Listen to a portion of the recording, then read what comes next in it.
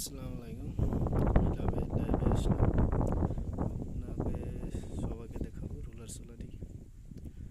ফার্স্টে ক্লাসটা মাঝে থাকবে, তারপরে এখানে চাবি লক আছে, চাবি অন করবেন।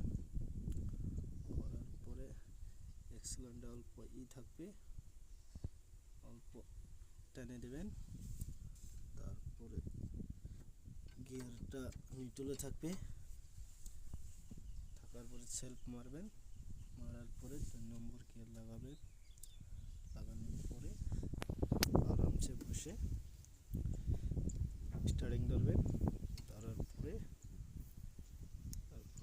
ক্লাচটা আগে ঠেলবে, আগে যাবে, পিছিয়ে দেবেন, পিছিয়ে যাবে। ঠিক আছে।